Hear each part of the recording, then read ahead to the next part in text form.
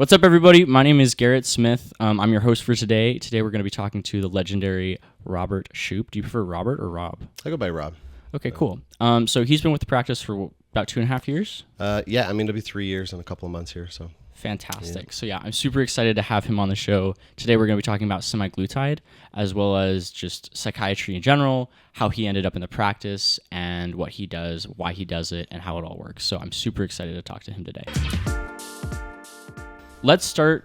I like to start with who you are and then move into the topic at hand. So who is Rob Shupe? How did you get into psychiatry? I know you're a PA, and that's a little bit different than most of the people who work in our practice. So how did that come about?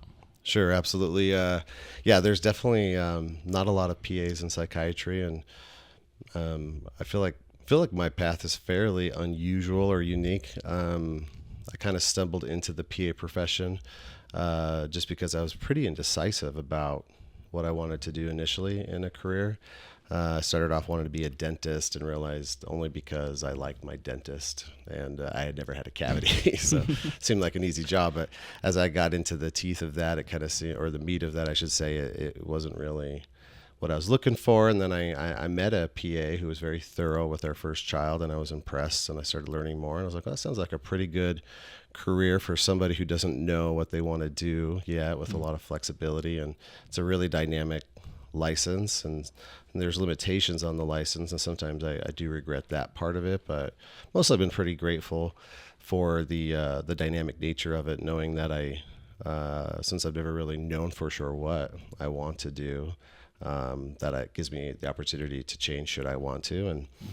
And So what age were you when you were considering dentistry? Just kind of I think the first time that kind of crossed my mind is like my senior year in high school, and and it was only because my dentist was like a nice guy, and he liked basketball, and he had Fridays off and had a nice car, and I was like, that sounds perfect. And like I said, I never had a cavity, so I was like, these were quick, easy visits, and I'm like, that seems like a pretty nice gig. So it's just purely an idea, but that led to me going to a specific school to kind of help. I didn't have a lot of confidence in myself at that point, especially academically. It was never really my focus. I was pretty ruckus as a kid, and I kind of, just one thing just ballooned into another, and I went to a really good school that was kind of their focus, is really high acceptance rates into grad school. And so that's where I, whether it be medical or dental or pharmacy school or whatever, so yeah, so a couple of years into it, I was kind of like, oh, geez, I have all these credits towards this major, and I don't really know what I want to do. And I did not feel committed enough to the idea of like a DO or an MD pathway. I just couldn't fathom being in school that long at that point. And so, yeah, I feel fortunate that I stumbled onto the PA concept just because I was ready to go a totally different direction almost. So, but back to your original question, like I started, as soon as I started like your training, you start doing hands-on things, just because I've always kind of, like I said, been like a blank slate, not really knowing what I want to do, but then realizing, man, I really like procedures. I like high intensity. I like, things that you don't necessarily have a lot of follow-up with. And so I really kind of led to being really focused on emergency medicine. Mm-hmm. And that was actually my first job out of school. And but I only did that for about a year, kind of, emergency medicine, ER kind of setting. And, it's just different once you're actually a provider versus a student. As a student, I was like, I got to do all the procedures and didn't have to worry about a whole lot. And then it was just a very different feeling, and didn't feel as prepared for that as I thought. Mm-hmm. And then ended up doing orthopedic surgery after that. And I did that for 10 years. Mm-hmm. And so what made you switch to orthopedics then? It was just time, I think that there were some shifts I needed to make with like having more weekends available. And again, I don't know, I always kind of feel like the universe provides opportunities when you're looking. And I'm a big believer in kind of nothing really happens for no reason. Not that everything is designed for you, but just kind of stumbled on an interesting job listing, right? Actually on Craigslist, and I was like, this is weird. This almost sounds too good to be true. And Yeah. I went ahead and ended up, and what it was with Banner Health, which is, they would never put something on Craigslist, but Right. the surgeon had floated one out there because he did not like the people who were coming in from the Banner network. And so he was just, basically hoping to get lucky, and we met and had, immediately kind of hit it off. It seemed like a good vibe. And so we both kind of took a chance on each other. And then we worked together for about 7-8 years with that surgeon. And then he, life called him a different direction for different reasons. And I worked with a different surgeon after that, and I remained really close with these guys still, and loved almost pretty much every second of orthopedic surgery. Was fantastic. So what made you switch? Yeah, I mean, that's a kind of a complicated story too. It's a long story. But I think that more than anything, there were a few factors, like economic factors. I had a really good setup at Banner with getting compensated for a call that I was taking. I took a lot of trauma call. So I did like every other weekend for 10 years, and was able to kind of negotiate a pretty good structure to be compensated for that time. But during COVID, the accountants, the bean counters were on task looking for outliers because they were losing so much money. So I knew eventually that they would find me, and that's kind of what happened. Come for you? Yeah. So that's really what Banner does. They're very top heavy, and I don't want to sound super critical of Banner. Yeah. That's their business model, but they're very top heavy, and they have committees everywhere. And so a committee came and started telling me what was going on. And then some director wanted to talk to me, and I knew that they were seeing a problem with what they were paying me. And then they were generous still. They came in, they said, hey, we're going to kind of bridge you back down to where everybody else is. And I didn't agree with their plan, but at least they gave me some time to kind of ease into that. So I had about a 3-year window to try to find something comparable to the salary I'd been accustomed to. And so if I'm being honest, initially the only thing that happened to lead to me looking at psychiatry was economics, and I was surprised when I saw these listings with similar potential for income in psychiatry. That really baffled me, because you really don't hear about PAs in psychiatry. But anyways, I quickly learned there are not many PAs in psychiatry, and pretty much every job listing wants you to have 3 to 5 years experience before they would bring you on. So, yeah. But it didn't stop me from trying. I wrote a few like really ambitious cover letters and emails, and I got a few responses, but mostly with chuckles of like, this is, creative, and I see your intent, but you still need experience. And anyways, and so that's one half of it. I think that factor never would have, if it wasn't for that factor, I never would have had the courage to make this shift. But the other half of it, the more organic, authentic, or vulnerable part of it is that, really for several years, I think a lot of it being balance, just taking that much call and being so focused on production and just, your own personal journey, that I was really struggling. And honestly, COVID worked out pretty well for me in that I really needed a lot of help at that point. It was like I was literally, as the shutdown started, I hit probably all-time lows and was kind of in some trouble, and getting more desperate for good help. And I had a lot of good peers and a couple of general practitioners and an internist who I knew pretty well, and he was trying to help. And we were trying out some depressant meds, some anxiety meds, and really wasn't responding well. And he was just kind of like, look, I know a lot of stuff, but I really think you should talk to a psychiatrist. And and that at that time, that had never even occurred to me, but it definitely felt like a terrible idea. It seemed really like, it felt like a defeat or something to be like, Rob Shupe, I have to go see a psychiatrist. But I like I said, I mean, I was getting desperate. I was really not seeing a way out of the chaos in my mind, And so, and how I found Redemption was also pure luck. I think it was the first one on the list that my insurance said they covered. And so I was like, okay, I'll just try that one first. And they got me in, and somebody gave me a call. I believe it was Andrew Lyons, I'm pretty sure, but I don't know, but just I can remember the voice. And he was like, hey, I work here, and I was going through all the stuff you filled out. We appreciate that. And I'd really like you to talk to our owner, Jason Friday, Dr. Friday. He might have some really good things that could really help you, because you've tried out a lot of stuff already. And I figure, why not waste our time? Let's get you feeling really good, So I'm coming into a psychiatry clinic, and which doesn't feel good. And I'm coming to talk to somebody, and I do kind of feel this sense of like they want me to do something that seems different. I don't know what it is, but I'm just trying to stay open, and I'm kind of feeling desperate. And then it took like about 5 minutes of just listening to Dr. Friday. For anybody who's met him, very unique person, who's he's got a great way of explaining things. Yeah, he's very. I could tell this is maybe the smartest doctor I've ever talked to, but also the kindest. He had a way of just there was no judgment. He treated me like his equal immediately, and gave me a cell phone number. I'm sure he doesn't do that, for everybody, but he's treating me like a colleague. And it's interesting, it's like I worked with people for years right next to them, and was never necessarily treated that way. And so after about 5 minutes, I decided, well, I'm going to do whatever this guy says.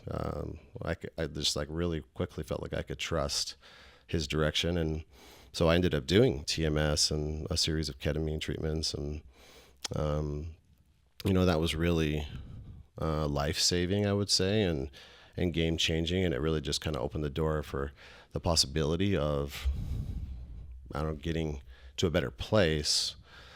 But life has a way of kind of sneaking up on you. And I think about 6 months later, for various reasons, that there was a huge setback in my life that I did not anticipate, on top of everything that was going on. And I just did not have the tools to deal with that setback. And it was just so devastating and overwhelming that it led to kind of a few years of just deeper struggle and confusion and pretty serious depression, to a point where at one point, there was a pretty long period of time that I wasn't sure how I would survive. It seemed like in a sense of inevitability, there was an idea in my mind, and it was like a secret idea and a vision, or if you will, and it was pretty consuming.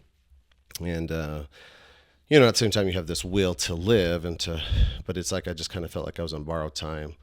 And so without realizing it, I was probably looking for help, maybe too. I'm not sure. I've never really thought about that. But anyways, I was still following Dr. Friday, and I never one time, because he was refilling some other types of prescriptions, like Adderall, so you have to see him every 90 days. And I had never told him about any of these struggles, because that's my persona, right? That's the mask. Like, I'm fine. I'm good. I'm the success story, the turnaround, and which is stupid, but that's, it's kind of my life story, in a lot of ways. That's why I was in the trouble I was in the first place. And, but I was trying to figure out how to break into the psychiatry world, because this window was closing at Banner, and I was having a hard time finding something that was going to work, and without having to move my family to the Midwest or something.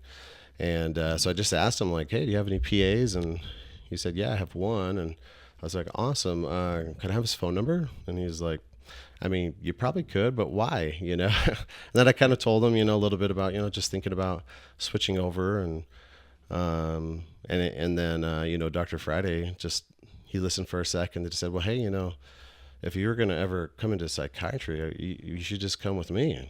I would train you. I would show you. And I'm confident that it would be fantastic. You would do great, and you'd have all the mentorship you need. We have a great system here. And, and that it took probably 18 months or so of conversations of what was started just kind of this crazy idea, and to a reality of, sitting down with other people and talking out actual numbers and how this could work in a fairly detailed plan, because it was a huge transition. We even talked about this yesterday. Ironically, it was my birthday. So we were just, expressing the love with Dan and Jason Things, and Dr. Friday, and and how we're kind of taking a risk because it's like, everybody has some trust issues, and how's this going to work out? It seems like this good thing, but what we find out later true colors, right? But it's been 3 years now, and it's like all the time, the more I'm here, the more I'm just like, gosh, I am so grateful that I've made this transition. Just great company, great people, great environment. Obviously there's always flaws everywhere, and people are people, and Sure. so that comes with the territory, I think. But compared to all my other experiences, this is like by far the best environment I've ever been in, and just so glad that I made the transition, and it's sincerely gratifying to help people in this way, in a way that I've been helped, so it's more authentic, and kind of feels like this is what I'll just keep doing, which I never thought I'd say that about something. I mean, I got a million other things going on too. Right. Don't worry about that. But yeah, anyways. I hope we have time to get into some of your side projects. They're really interesting. Yeah. One of the things that was really interesting about what you were saying earlier is talking about sort of the mental block of psychiatry, right? Yeah. And especially going in as a patient, which I thought was really great, because the reason that Redemption Psychiatry is called Redemption Psychiatry is when people think of psychiatry, what do they think of? It's One Flew Over the Cuckoo's Nest. It's straitjackets. It's all of the worst parts of TV, right? Yeah. And one of the reasons that we were named Redemption Psychiatry by Dr. Friday is because we were trying to redeem that image, right? And show people what psychiatry has become and what it can be, which is using advanced research-based treatments to help people, things like ketamine and TMS. That was fantastic. That was really well surmised. What I want to go into next is semaglutide. So I understand semaglutide is a peptide, and I understand it's a chain of proteins, but my degree is in psychology, so I'm not as familiar with how this works. GLP-1 receptor antagonist is something that I've been reading that's gotten thrown around a lot. Can you, as if I'm like 5, honestly, walk me through what is semaglutide, what are peptides? Because semaglutide is not the only peptide that seems to be increasing in popularity lately. How do they work? How is this different from other medications and drugs in the same categories? Right. Just wherever you want to start. I mean, the peptide world is a very exciting world. There are so many great resources out there, and in a lot of ways, it's like the wild, wild west, to be honest. Which is, that part of what I think is neat about psychiatry, because this fits in really well, is that I kind of feel like it's the last frontier. We know so little, even though we know so much, and there's so much more coming and such higher demand, even with the advancement of technology and how that's influencing the day-to-day economics and our basic infrastructure as a society. So the demand for mental health services is going to skyrocket, I believe. And I think this is just where it's at, psychiatry, and especially, Dr. Friday, Redemption, very innovative, cutting edge. Most people have not even heard of the things that we do every single day here. Right. And so the peptide thing, I'll talk a little bit about how it started, why we started dabbling, and also just what, answering your questions. I think the best way to think of a peptide is it's just a group of amino acids. It's sort of like biohacking essentially, and they're messengers, they're signals that you're plugging into your body. That because these aren't truly proteins. These are kind of incomplete proteins, like a little key fitting into a part of the equation, sequence of events that are happening metabolically or physiologically, and telling it to do something. And so a GLP-1 agonist is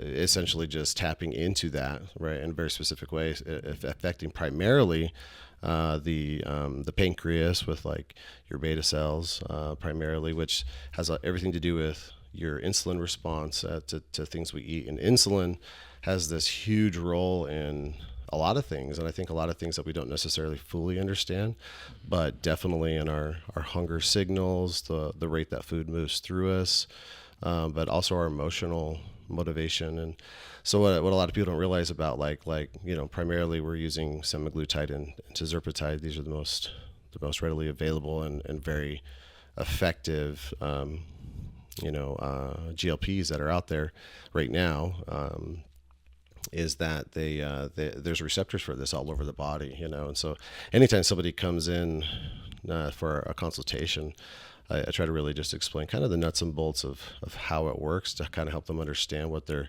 getting into, because every one of them is a double-edged sword. So many really positive things, but also many potential side effects. Almost everybody is going to have at least some side effects. Some have a lot of side effects, and there is potential for catastrophic responses to it, even at a low dose. And so they're not benign by any means. Like, they have a footprint for sure, and I think it just has to be approached really carefully. So I like the way that we're doing it. I mean, and it kind of honestly just started as an experiment. I tried it myself at a clinic and started talking to the practitioner who was doing it, and the more he was explaining what he was doing, I was like, well, I should just be doing this, or we should be doing this, because this is so relevant in mental health. It's a, kind of a cause and a symptom of a lot of depressive and anxiety symptoms. And the meds that we prescribe frequently have the side effect of weight gain, especially if you're using an antipsychotic. You can almost guarantee you're going to have weight gain, but sometimes those meds are life-changing or life-saving, so you need them, but gaining weight isn't very helpful. So, interesting. So, yeah, I've got so many questions. Sure, yeah. Especially with weight loss medications, there's a very typical sort of news cycle that goes with the release and use of these new medications, which is always starts off and it's like, oh, it's the miracle drug, right? And then a lot of medications, whether that's 6 months, a year later, usually there's a backlash of like, actually, there's all of these horror stories. It was a lie. There's a really pertinent side effect that we were not really made aware of, or that was underplayed. Peptides and semaglutide seems to have handled a lot better than most of the other medications that it competes with that are in that category. It still had some backlash. Sure. So walk me through your process, how you work with patients to make sure it's right for them. What are the side effects? And because really that's your role as a provider, right? Is to moderate side effects. This is why people can't just go try any drug they want and see how well it works, right? It's to make sure that they're safe. So walk me through how you interact with patients to make sure they're taken care of and get positive results. Yeah, that's a great question. And just to kind of mention what you were talking about is that I found it almost comical to watch the tirzepatide and semaglutide social trend, because you're right. Initially, it was like all the that's why it became unavailable, is because immediately those who had a lot of money bought it all and were using it.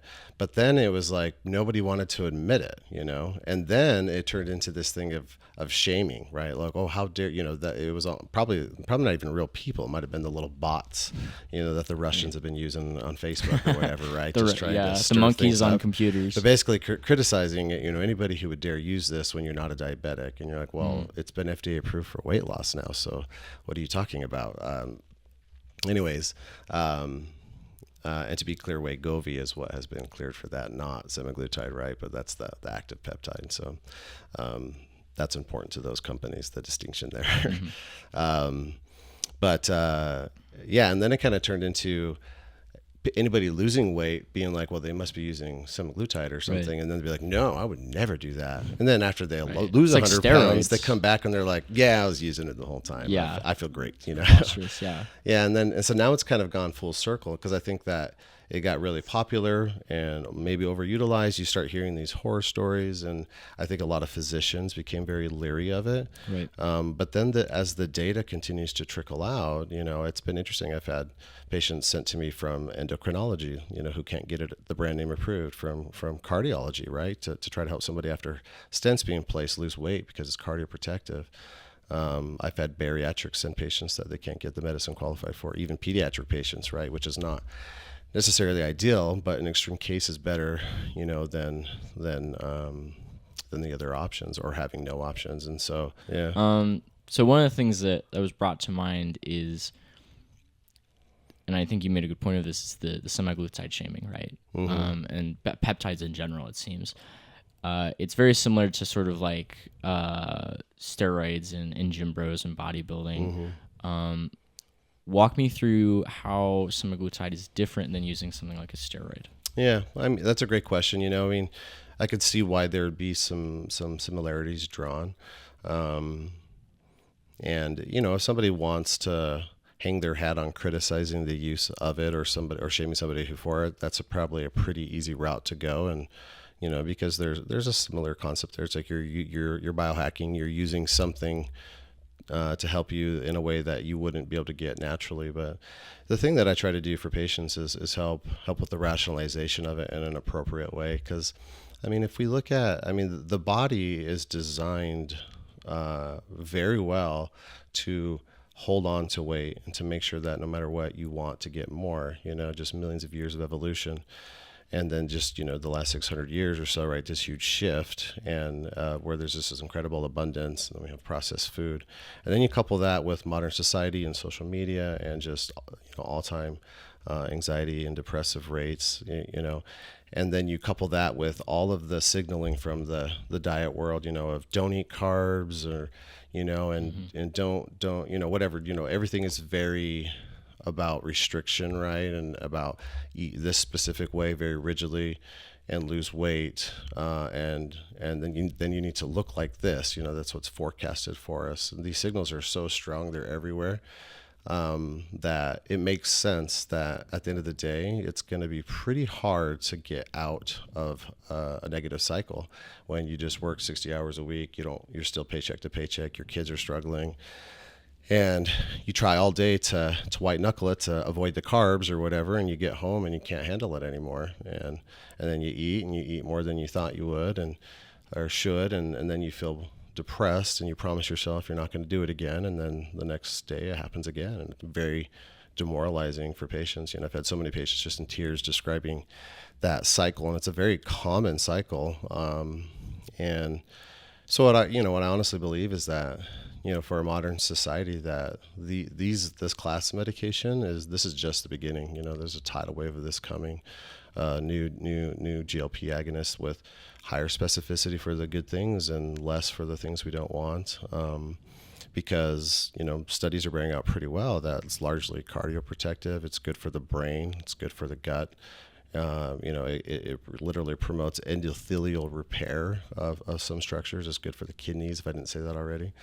You know, and it's definitely proving so far, anecdotally for me, you know, what I see is, seems to be very good for emotional health too, as long as you do it right. And, so that's why we try to do it carefully, you know, pretty frequent follow-up, and I try to provide a lot of frequent education, and honestly, I try to stay in charge of the dose, because I think it's human nature to kind of want to get excited and be like, oh, if I take more, I'll just lose weight even faster. But that's where we tend to run into problems. And so, you know, and I guess maybe I can just kind of tell you what I tell everybody is, you know, there's two primary ways that this is going to affect you, that you're going to notice when you start. Is number one, it's going to slow down gut motility.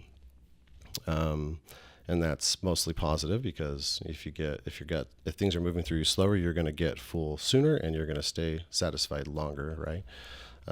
But then the drawback to that is, well, if food's moving through you a lot slower, you're a much higher chance of having some nausea, abdominal pain, reflux, GERD, bloating, belching, things like that. And constipation is very common. That's probably the one that most people will struggle with. If something's really going to bother them, it's constipation is the harder one, I think.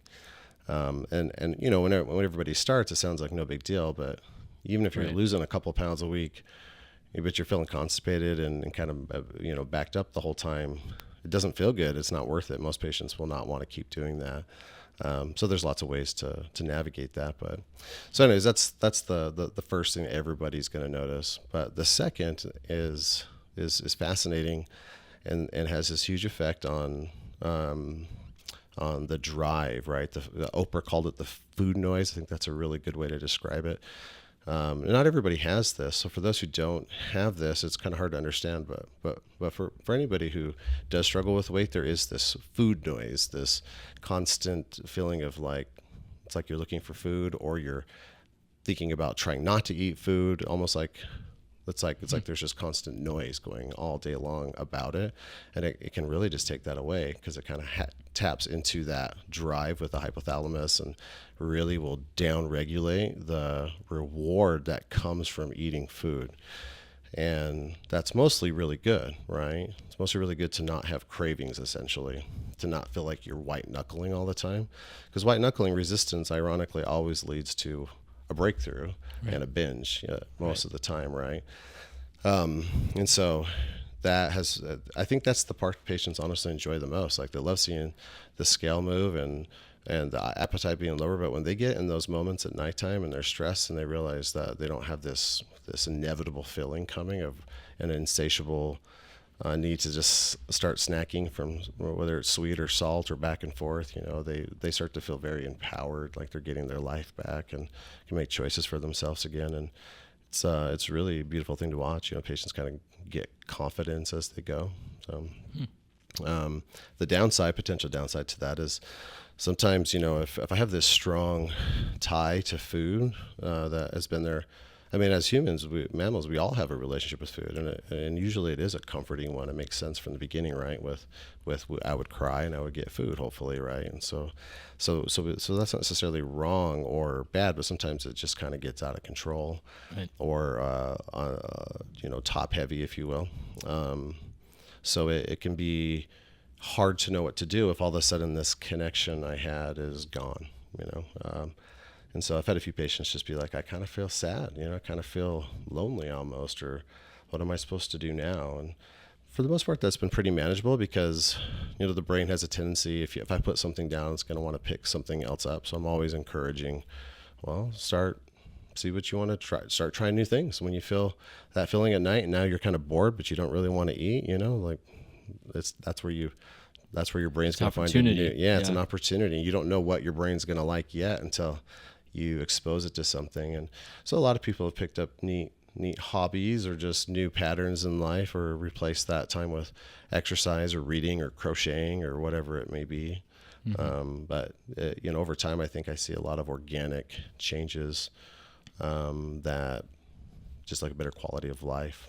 So. Right. So what you talked about is super interesting. One of the things that made me think of was, in mental health, one of the things that I've learned from working with other providers and in our ketamine department is the problem of starting to improve, right? Because you have negative feedback loops. And so especially like therapy runs into this issue a lot, where it's like, well, in order to learn and adapt and change, you need to be in a positive state of mind, right? When you're in a negative state of mind, you clench up, you're just trying to survive, right? You are in minimal change, just get through it. Yeah, like triggered in scarcity. Exactly, yeah. And so the problem with that is it's really hard to change and get a positive state of mind, which is what you need in the first place. Default, right? Yeah. So it's this weird duality of sort of a catch-22, where the thing that you need to change is the thing you're trying to get to via the change. It seems like there's sort of an aspect of that here with semaglutide and physical health and just total health. Yeah. Is that the case? Honestly, that's a really good catch. I'm surprised that you pick up on that from. I don't know if you've heard that before. You're just kind of gleaning that off of this discussion, because I talk about this with patients all the time. Because to make this healthy, right? Because because I do see patients who are like, okay, I'm coming in, I'm going to drop, I want to drop 10 pounds a week and lose 100 pounds, and sure, everybody wants to do that, right? But it doesn't hold up, right? All the studies have shown that what happens is whatever the thing is you're doing, the gimmick, because there's lots of ways to lose weight fast, right? That you will lose weight fast doing that thing until you stop doing that thing, right? And then what study shows that you're going to gain that weight back at the same rate you lost it, plus 10 pounds on average, right? Wow. And so then you move on to the next thing and try it again, and I've done this. I'll be honest, I've struggled. Like in the past, you probably could have diagnosed me with some sort of an eating disorder, because I would really swing and I would try these things, like I tried this thing called the can't remember what it's called now, like the whole body or something. Paleo, keto. I did Weight Watchers twice. I'm really good at winning weight loss competitions, or at least I was. But and it kind of got to this point where I was kind of confused. I'm like, well, everybody has a different thought on what is healthy, and everybody's telling you to not eat this certain way. So I listened to this book that was basically saying, I don't know if I can cuss on this or not, but sure. That's what the book was called, and it helped me detach from those terrible ideas, and I gained 40 pounds, and, wow. and that's kind of what I had to do to get to a place where, this is what I really try to help patients understand is intuitive eating is by far the best way to approach this, because, and all that is like, what I tell people all the time, if you want to have pizza, you should have pizza. Just eat the pizza, especially when you're on semaglutide, eat the pizza. Because as soon as I tell myself, that I can't have pizza anymore because I'm doing semaglutide, I'm literally creating the craving for pizza because I'm triggering scarcity, right? Because our brain is designed so well that if there is a sense that there is not enough of something, and that's why we are wired, right? Default mode is negative bias, right? To see a problem or potential for a problem, because the signals to go out and search for and collect and hoard whatever it is that needs to keep me alive are so strong. And it's like, I really believe that most of the dieting industry knows this. That's why they tell us, don't eat this thing, and then you'll lose weight really fast, but never be done, right? Right. So what I try to encourage people, because I don't want semaglutide or a peptide to be a gimmick, right? I want it to be a really healthy adjustment, and it really can be. And so to your point, I try to tell everybody, if you're doing intermittent fasting, is probably not the best thing for this type of dieting, because it's going to stress the heck out of your body more than that does already. And I'm not against intermittent fasting per se, and I will always meet a patient where they're at. Like if they're determined to do keto or something, then I will try to support them with that, give them the tools to be successful. But the best success I have seen come from basically helping my brain really believe I can eat anything I want. And then ironically, once I actually believe that, once I believe I can have pizza anytime I want, it is paradoxically so much easier to pass on it because there's no scarcity. And so I really try to push that point, is we don't want to trigger scarcity. And sometimes what will happen, I think, when you start something new like semaglutide or a weight loss program or a workout program, is it triggers scarcity immediately without realizing, almost an obsession, and it tends to lead to struggling with the binging still, or the breakthrough cravings. And so hopefully that sort of answers your question. But because studies have shown that's the best way by far, is eat the pizza and then pay attention to how it makes you feel, and then next time, if you really pay attention to how it made you feel, and you can have it anytime you want because you're not restricting carbs or something, then you probably are going to pass, most likely, because you'll be like, hey, I could have this pizza, but last time I ate it, I was, especially on semaglutide or tirzepatide, I was bloated for 4 hours and I couldn't sleep and I threw up the next day. And wow, the side effects of the food, that inflammatory processed food I try to tell people, it's going to give your stomach a megaphone, to tell you how it feels about what you ate. You're going to get a lot clearer picture of what that food does for you. And there's a good chance you're going to pass. You're going to be like, I don't think I really want to feel like that again. So I'll just have this, broccoli instead, or whatever, and then patients are so proud of themselves when they realize they can just choose for themselves. But ironically, when I try to tell myself I can't have that thing, it's much harder to stay in charge, because those survival mechanisms are so powerful. So I really try to help tune into abundance, right? But that takes a lot of effort, because you're going against the grain every single day. Right. So. That's really interesting. That's it reminds me a lot of like willpower research. The problem with relying on willpower is your willpower ebbs and flows. And so anything you do, if you're trying to use willpower to do it, especially repeatedly, your results are going to ebb and flow. Yeah. And that creates a lot of problems.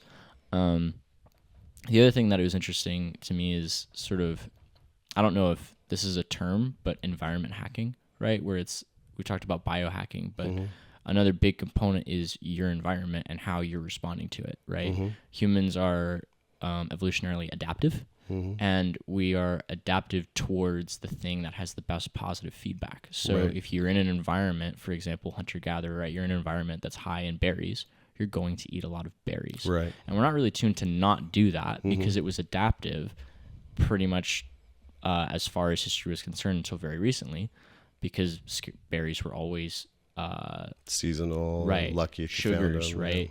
Exactly.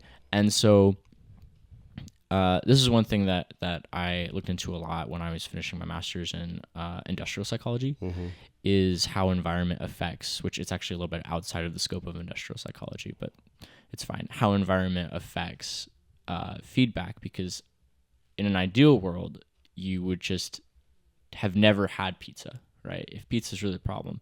If you'd never had pizza and you didn't know what you were missing, you'd be great. Yeah. No problem at all. Yeah. And so the two solutions to long-term efficacy and benefit seem to either be to change the environment and the stimuli you're needing to work with, right? It's like alcoholics don't have alcohol in the house, right? They don't go to bars, right? They're tuning their environment to mitigate the amount of willpower they need to exert to meet their goals. And the other, which is basically what you just touched on, is affecting the relationship between you and the environment, right? Scarcity mindset, which is a lot of what EMDR uses, right? Is they are changing your, especially EMDR for like addiction. I've seen EMDR used for pornography addiction this way, right? Is they're changing the amount of positive association you have with those stimuli. Right. And that allows you to exist in an environment where they are sometimes going to exist in a more productive way, because you are not in a what actually still is fundamentally a scarcity mindset where you're looking for it constantly and trying to fill that hole. Super interesting. Yeah. So from there, semaglutide, mental health. How, when you're working with patients on semaglutide, do you often treat them as well for mental health? I think are those the same appointment? You know, so the structure we have right now is most of the patients that I'm seeing are referrals from the system, and so most of the management, if not all of it, is being done by their psychiatrist, and with some exceptions, I will occasionally chime in or send an email about something, but I always defer that decision. I want to be very respectful, and these are great. Every provider here that I've ever worked with is fantastic, so they're in great hands. So I don't do a lot of that, although many of my patients that I see for med management are doing this also. So those will get combined, but largely it's just understanding how it can interact. And if we start to see a trend we don't like, maybe pausing or checking some labs or circling back around with either their psychiatrist, but usually maybe like a PCP if necessary, but pretty rare I've had to do anything like that. So yeah. So how do you see alcohol affecting things like, a lot of the most common disorders, depression, anxiety, even addictions like alcoholism? Yeah. I mean, alcoholism or really any unwanted compulsive behavior, right? And there are many. You mentioned like pornography. Most patients will not talk to me about that, but I would argue that many have an issue with that, especially men. There's not a lot that's been looked at with the GLPs on behavioral addictions, a little bit with gambling disorder because I hit the DSM-5, right? And they're seeing some positive results there, but there's many anecdotal positive results with alcohol, and that is being investigated, at a higher level right now. And I do have patients that come in only for that reason, just desperate to get off of alcohol, and it's been mixed results. Sometimes it's just not effective enough. They need more help, but I have a few that I follow closely that have had, a gradual, what I would call a bottom up approach, because there's, the traditional approach is you just stop, right? And you go through it, and you're in like a 12-step program, and abstinence is defined as absolutely no alcohol. But for many, that doesn't work. And there's plenty of great data showing that it doesn't have to work just that way, and you can gradually come off. And I try to, all I can do is meet a patient where they are at. Because if I tell them some other better idea won't matter, if they're not if it's not their idea. So, but yeah, I mean, I do have a patient of mine who has made it just, it was kind of scary where she was, this patient, with alcohol abuse, and it's so exciting to see where they are now with gradual changes. And, this concept of intuitive, organic changes is I think the key to making this successful. I really believe in this concept, so I constantly am coming back to it for both the negative things, but also the positive things. I tell the patients the same thing with, if you haven't worked out for 3 years or 5 years, don't start working out right now. Let's just see what the medicine does first, because really at an unconscious level, everybody is negotiating with the universe saying, what can I get for doing as little as possible, right? So this is no different, right? And that's kind of how, and that's not wrong either. It's just like, because we want to survive and we want to have as much as we can get, right? But recognizing that can be really powerful, because what will happen, like you talked about, I don't remember how you said it now, being super motivated essentially can only take you so far. Right, yeah. And I believe that to be very true from my own experience, and data has borne that out. And it's just kind of this concept of you're either going to have an upward spiral or a downward spiral. And there are many things I can do to influence that. And something I try to explain to patients is kind of hard to understand, honestly, until you experience it, is that, we're all looking for motivation. We all want motivation. That's why there are so many books out there and podcasts and things like that trying to inspire us. And they help us. But we don't, what we're really looking for is for dopamine and serotonin, the reward, right? What I really want is the reward for the thing that I need to do, but I'm trying to find the motivation to do that thing. So ironically, I'm much better off, like if I want to be like, okay, I need to go to the gym every single day, I'm much better off just going on a walk. If I'm not doing anything, just go on a walk, instead of it being this thing I need to, and then I never will. Just go on a walk, and then I'm going to get a reward for that. I'm going to get some good endorphins for that. I'm going to get some good vibes, and then let it build, right? And organically build. And then I can have a bad day or a bad week, and it's not a big deal. But over time, if I, because it's been amazing to watch, some patients going from doing nothing their whole lives, being completely sedentary, to, now a year later, just like fully active in the gym, working out every day, good cardio and strength. And but that did not start because they started doing that on day one. It just gradually evolved into that. Because I think what most people do on this medicine, honestly, it's understandable, is like first, like you get the medicine and you're just like, I want to see what this does for me, and I'm not going to do anything, and your hunger goes down and you start losing weight. And some of it is water weight. I try to explain this to patients, is there's GLP receptors in our brain, but they're also in our kidneys. Like this is a diuretic. It's a mild diuretic. But when I'm eating less and I'm eating more healthy foods, which you tend to do on these medicines, already I'm going to shed a ton of water compared to eating more and eating processed foods that tend to promote a lot of water retention. And then now I'm shedding water. I'm going to lose a lot of weight really quickly from that. So most of the time, I think the weight that people get really excited about is mostly just water. One of the things, going back a little bit, talking about human motivation, this is a topic that I love discussing. One of the things that's interesting is if you look at research studies in terms of when the most neurochemicals are released that relate to reward and satisfaction, they're not released when people get things they want. They're released immediately prior. Exactly. Yeah. During the search. And so I've heard it said this way before. I'm not sure who it is, so I'm sorry I can't give them credit. But it's I think it might have been Andrew Huberman talking about how if A is where you are and B is where you want to be, you don't get your dopamine at B, right? And that's, it's more complicated than just dopamine, but for sake of explanation, you get it when you're halfway there, and when you know and you're confident that you're moving towards the reward, that's when the most excitement hits. And this is analysis paralysis in some ways, for people who have been wanting to write a book for 10 years and who want to start a music career, and it's so exciting, the idea, and it's almost a high off of that, and then especially when you start a new thing, it's the crash of realizing how far you have to go.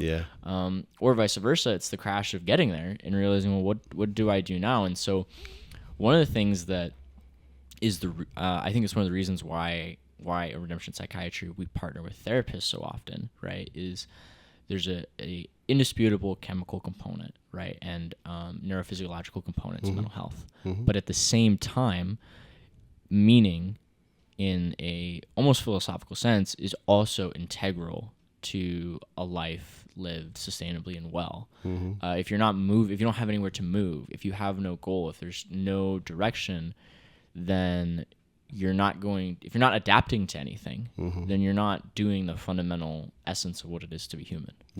Right. Yeah. No, I mean, and this is, I thoroughly believe this is very true. What you're saying is it plays such a huge role in everything, really, you know, like even those coming in for ketamine treatment, sometimes it's very, very focused, understandably, on the outcome. Right. But it takes time to realize, no, it's the process is the outcome, that we're looking for. But it's ironic, right? Now, Carl Jung, who I love, he has described this concept of as like, you know, we're all, and many have described what you're saying, what science has found in many different ways. So I do believe this to be like this universal truth, is that what we're looking for is already here. It's just learning how it's here already, you know, and it is the process, not the ends. Because, and you know, where that plays out in extremes is an addiction, right? And if I'm addicted to cocaine, the ritual is significantly more exciting and addictive, and then the cocaine is kind of a letdown. You know, that's what it will find. I mean, and they're constantly chasing. Cocaine is probably the most extreme, clear case, because, you know, if you've ever talked to somebody who uses cocaine, it actually sounds quite appealing. The way they describe their first experience is like the best moment of their life. You know, like they were God himself or something. And I've heard people describe it to me, and I'm like, wow, I mean, that's kind of tempting, except for what they say next is that I've been chasing that ever since. I cannot find that again. I cannot get back to it. No matter how hard I try, I cannot get back. But then the brain will spend all this time searching, and you know, and that's a whole nother topic, is so the subconscious ways that those routines play out. But that happens on a micro level every day for each one of us, that I'm looking outside of myself for the thing that I can only find inside. And so it's really hard to recognize that sometimes. It's a journey.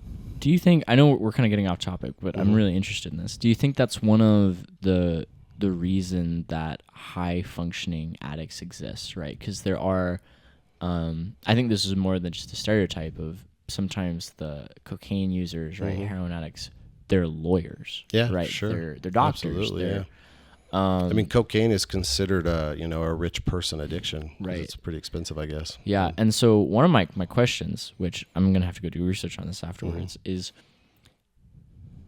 could it be that the hunt for that reinforces the drive to continue to succeed in other places in your life, so you can get, which is not a good way to live. It's not sustainable, right? But is that maybe one of the reasons why certain drugs lead to a high functioning addicts more often than others? Yeah, I mean, I think that it's basically, it's like yes and yes, you know, like I think for most that are in that situation, you know, I have a previous family member and friends who have had some struggles with cocaine, and that's, you know, the example of cocaine or meth, you know, is a good example, because it's like, you know, if we go back to that scarcity concept, right? Every marketer is telling us that there's not enough, you know, that you're missing out, that you've got to get this. It's time is running out, you know, whatever. And so that jumps right into our survival instincts. We cannot turn that off. And then if you start to realize, oh, you know, so it's not by chance that everybody drinks energy drinks, right? Myself included. And if I feel a hint of being tired during the day, then I'm going to go get an energy drink, right? Because it's scary to think that I might not have enough, right? Enough gas. And so, you know, you extrapolate that on a higher level. And I think, these high demand careers, that, they essentially want you to be able to be perfect at it all the time. I don't know what it's like being for an attorney, but from the outside looking in, it seems like you not only do you have to be very good at what you do, you have to be able to articulate it very well verbally as well as on paper, right? Those arguments they have to make based on precedent. Plus, they need to convince everybody out there that they're not a sleazeball or they can get you money. And I imagine that's hard to keep a front up like that and work that hard and have that much debt. And there are many careers like that. Medicine has a very high addiction rate compared to a lot of other fields, or drug abuse rate. And I think it's part of that is demand, and part of that is probably a reinforcing concept of I can do whatever I want. That's what happens when drug use becomes a thing, is a little bit of a sense of entitlement, not that they're like a rude entitled person, but like, I need to do this, I believe I have to do this. And then, and then what could be absolutely terrifying for someone is that the balance, you start to lose that balance to where it's like, you can only feel that way if I have this thing and I keep going after that thing, but I can't get there. And then there's a crash, right? And if your body is out of balance, it can be terrifying. But then, bringing that back home, I think the same thing plays out with food all the time, right? At a smaller level, it's just socially acceptable, and the consequences for, binge eating at night are not nearly as catastrophic as binging on cocaine. But it produces a similar outcome of despair and a disproportionate balance of life and sense of self. And it's hard. I think most patients will feel like,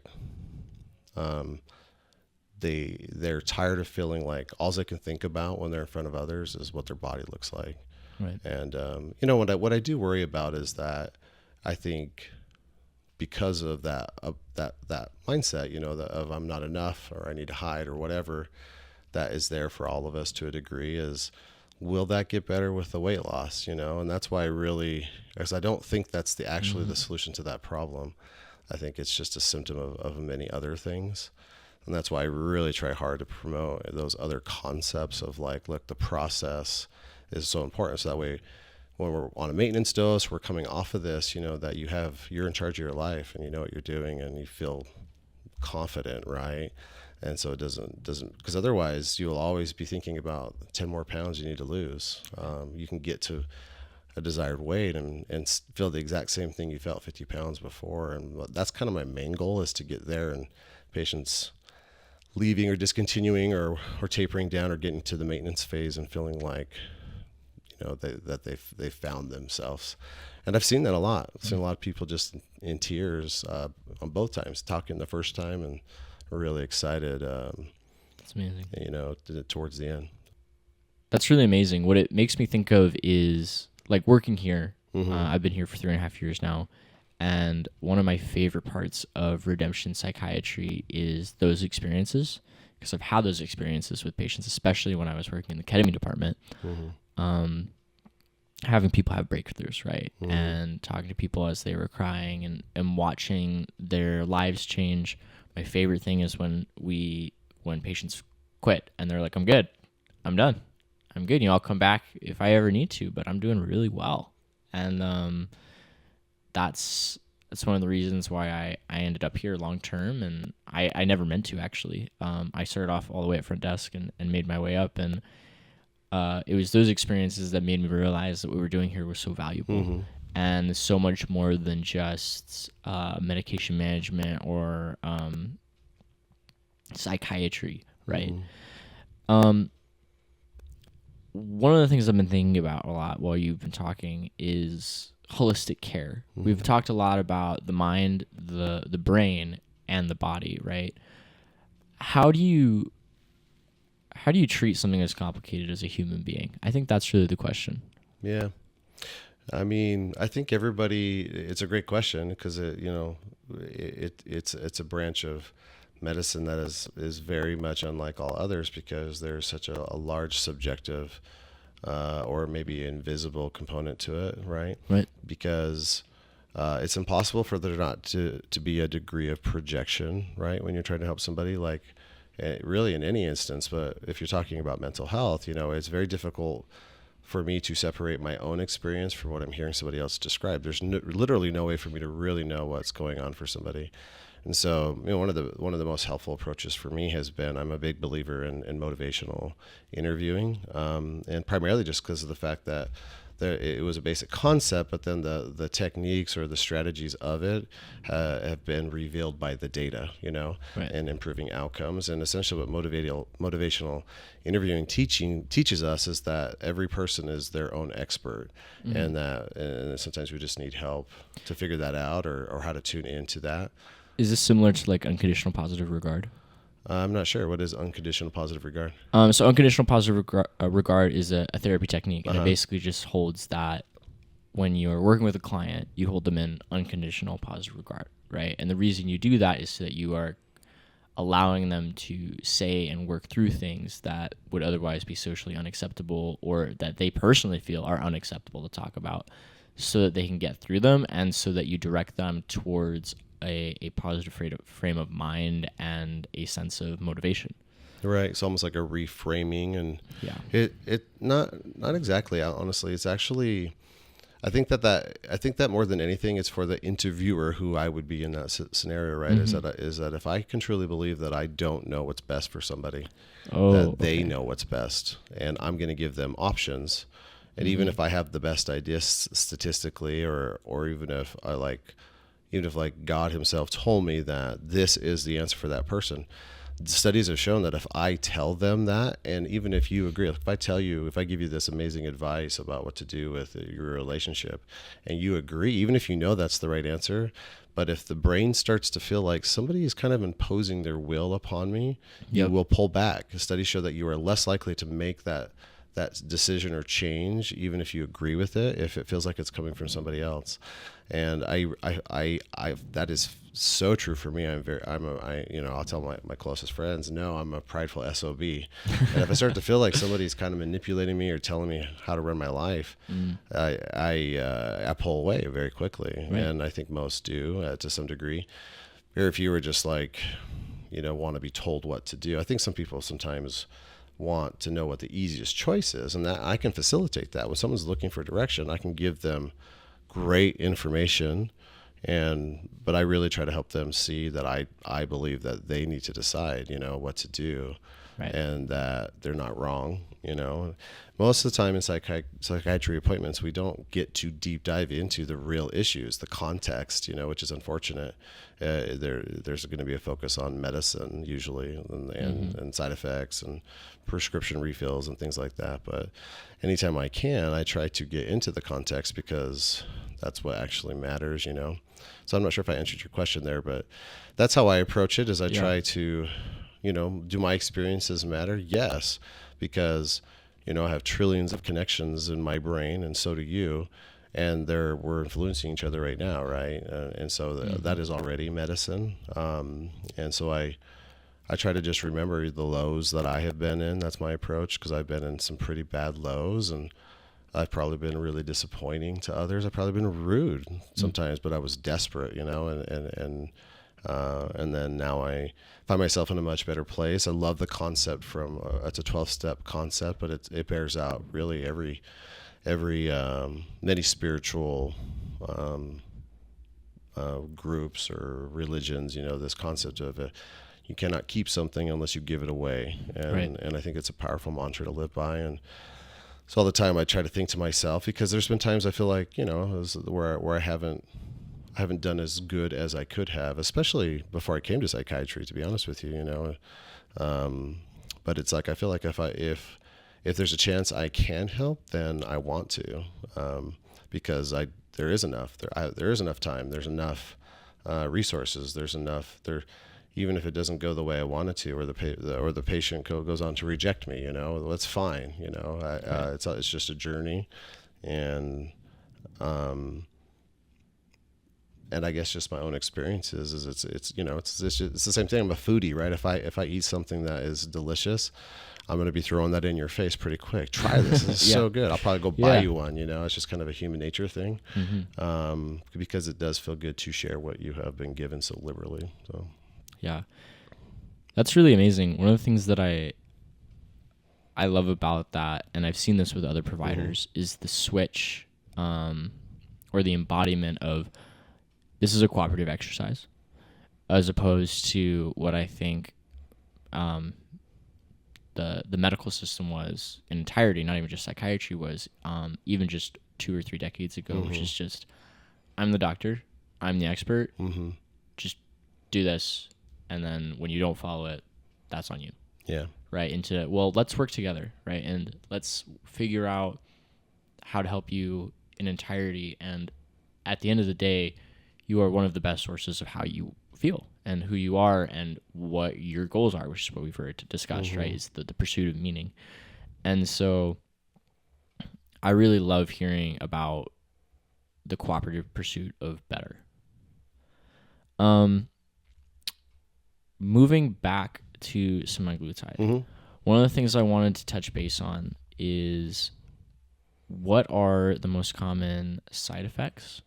And we've kind of touched on experiences when things are going well, even, right, of potentially constipation. But what are potential risks, side effects? How do you manage them, and how do you work with patients on that? Yeah, so that's a great question. So, and it's an important thing to understand. I tried to make sure, because this actually ties into your previous statement, is essentially what is so important is informed consent, right? Because you're right, it used to just be that a doctor could liberally just decide what was best for you, and then that changed. That's why there's oversight, and that's why there's lawsuits, right? That's why people have said, wait a minute, it's essentially assault. What you did, I had no idea you were doing. Right. And I think for the most part, that has shifted substantially. There are still cases where it's like, if I need to have an open heart surgery to save my life, the surgeon's going to be, he's going to tell me I need to open up your chest and do this thing. Right. But he's probably going to tell me why, right? That's an expectation. He's going to explain what it's going to be like, or somebody's going to. Good chance it will be a PA that will take the time to do that, It ties in really well to, every patient who comes in. There are a few things, like there is one major contraindication to using these, and it's with a history of a personal or family history of thyroid medullary cancer is contraindicated. And that's because with rodents, there's a lot of GLP receptors in the thyroid, and it was causing this cancer, which is a relatively uncommon type of thyroid cancer, which is already fairly uncommon. But it's not a proven thing in a human, and we don't have the same amount of receptors there by any means, and hasn't actually happened. So many argue it, but it's right on the box, that it's a contraindication. So I do have patients that are on it that have had a family history or a personal history of other types of thyroid cancer. It's just this specific type. So that's an important contraindication. These are not okay for pregnancy. If anybody becomes pregnant, you want to get off immediately because they're not tested for that, and would likely probably not be very healthy for a developing fetus, right, or embryo. Some of the, everyone's going to have some nausea, almost, constipation, some abdominal discomfort intermittently. And a lot of people talk about, what about hair loss or the sunken eyes or skin changes, things that people don't want. Those are actually not directly from the medicine. It's the effects of the body being in a stressed state. The body will think it's like in famine mode, or sometimes a patient is in famine mode because they're not eating enough. So those are largely prevented by making sure you're getting plenty of protein. I have pretty specific recommendations for that, to try to help people with that. Is there I know diet's I don't want to say horribly complicated issue, but it's an extremely complicated issue. What do you recommend dietarily when patients are on semaglutide?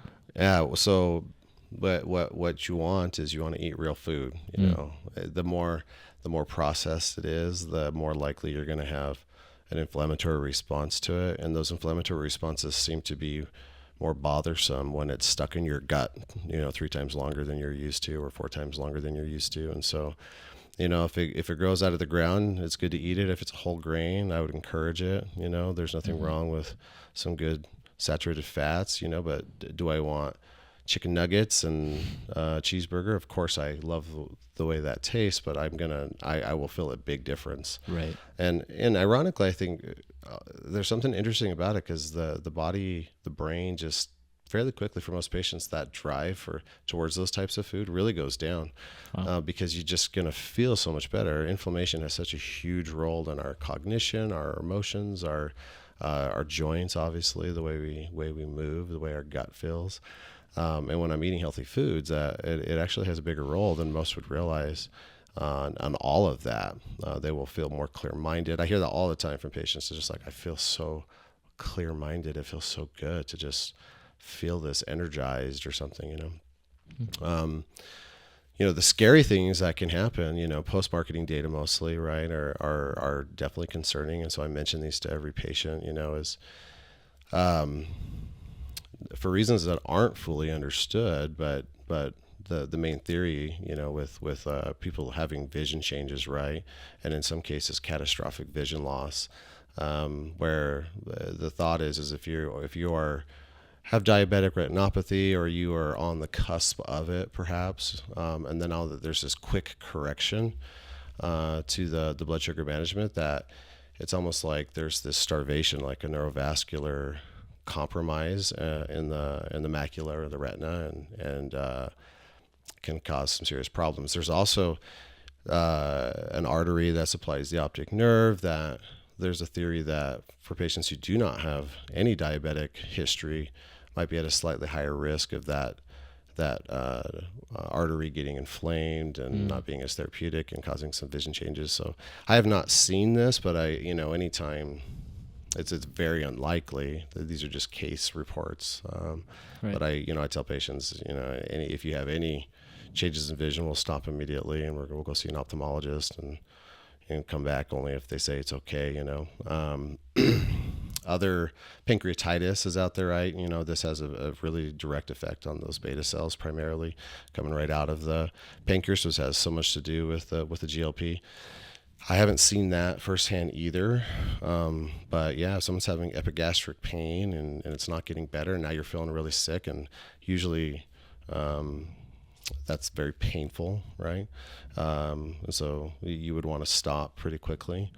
Bowel obstructions, or like paralysis of the bowels, essentially, that can happen.